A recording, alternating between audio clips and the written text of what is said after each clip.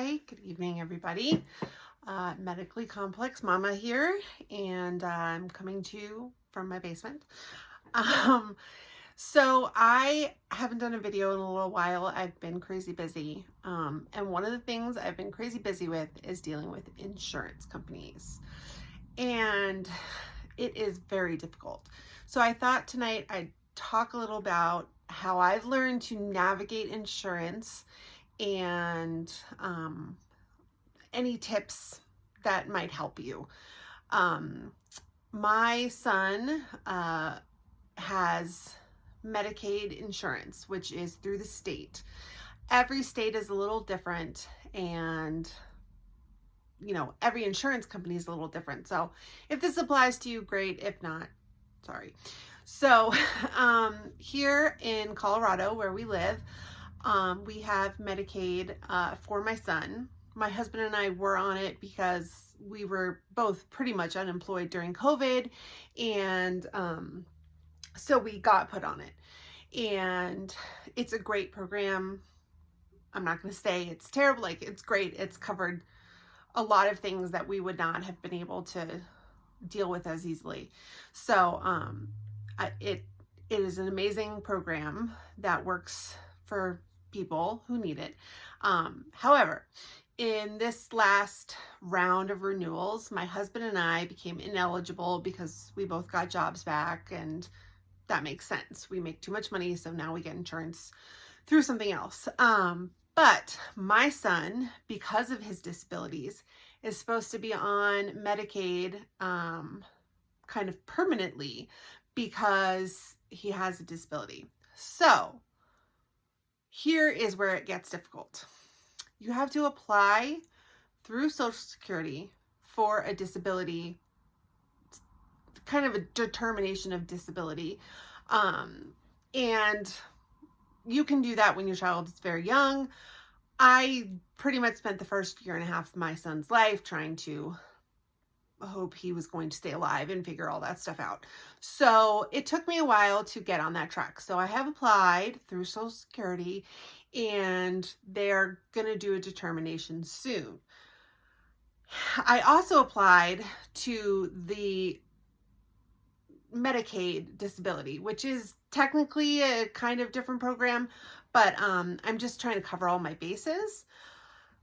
However, so when my husband and I were no longer eligible, they put my son on something called transitional Medicaid insurance. Now, that is supposed to last for a year, but things got a little confusing in the last couple of weeks, and I was told that his insurance was going to end at the end of this month. That is really scary for us. His insurance covers his food. It covers all his medication. It covers the machine that gives him his food.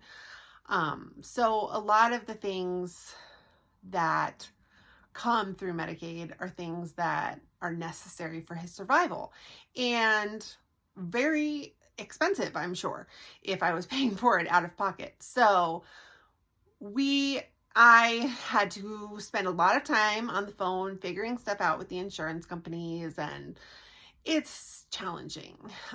Sometimes you'll call 4 different times, get 4 different people, and get 4 different answers. Now, this is not anyone's fault at Medicaid, but there's different departments and different determinations and different ways of going about things, and it can be really confusing. I learned recently that you should, try and talk to a supervisor or your direct case manager if you can. A lot of those people work from home remotely still, so you won't necessarily get them if you're calling into the call center. You have to ask for them to call you back. And everyone I talk to has tried to help me as much as possible, but there are some things that are just plain confusing. Whether it's ongoing care or long-term care, or, transitional or non-transitional, it's all really confusing. So I wish someone would teach a class on how to navigate Medicaid with, disabilities. So, I wish that stuff was out there for people to know. And it is very challenging. So, if you have to go through the process of getting a disability determination for your child, I suggest starting as early as humanly possible. And you call Social Security and they will set up an interview where you kind of just talk through everything and give them permission to contact the doctors, hospitals, whomever that your child has been seen at, so they can get all their health information. That can, that process was not as challenging as I thought it was. The interview did take a while. There is a lot of paperwork involved, and they will need proof of income, proof of any other money that you have, like, if you have stocks or if you have life insurance policies, they need all that information so they can make a determination that this disability will help you, but you're not taking advantage of the system. People do. So that is something I recommend doing early. We are waiting on my son's determination now. It takes about 6 months from the process, but once you start the process, that is when he or she, your child, will start getting disability income. So I start the process, say in May.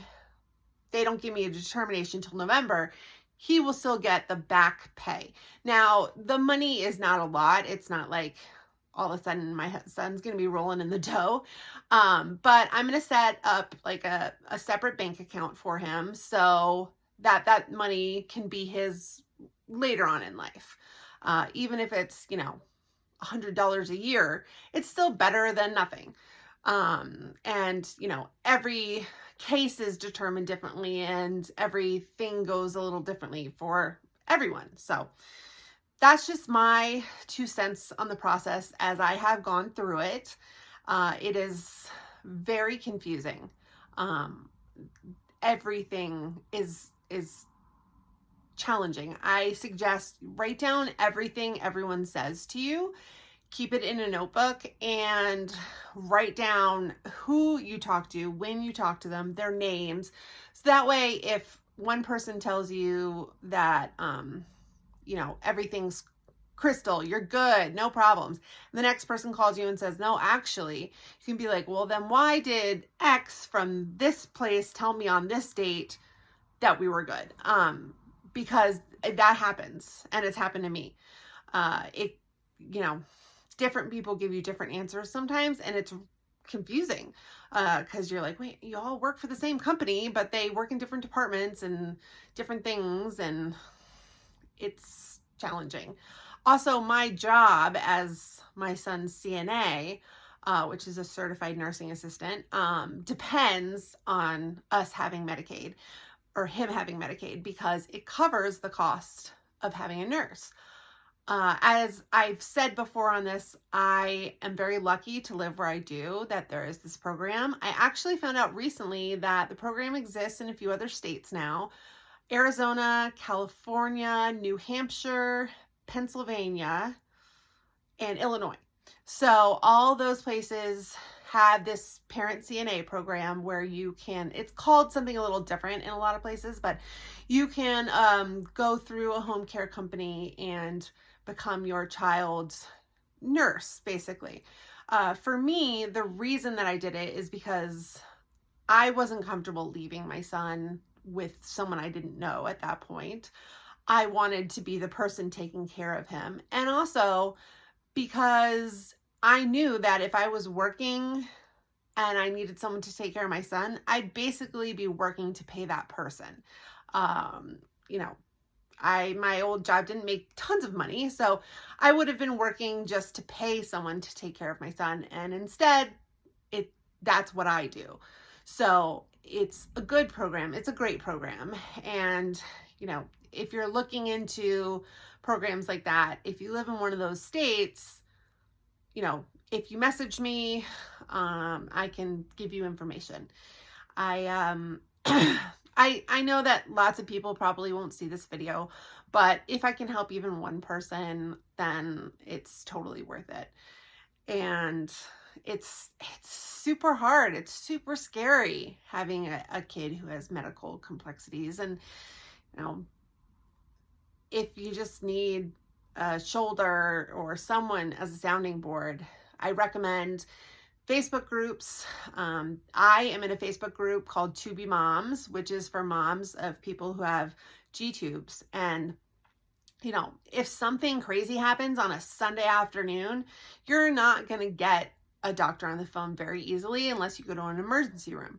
But you can jump onto this Facebook group and I guarantee 5 people have the answer, or they've experienced what you've gone through before. And there's Facebook groups for all sorts of different disabilities. And, you know, it can help just knowing that there's other people out there going through what you're going through, because it can be really lonely and kind of isolating, because you think, you know, even if you see other people in the hospital, stuff like that, on a day-to-day basis, it feels very lonely to be taking care of a child who maybe has some difficulties.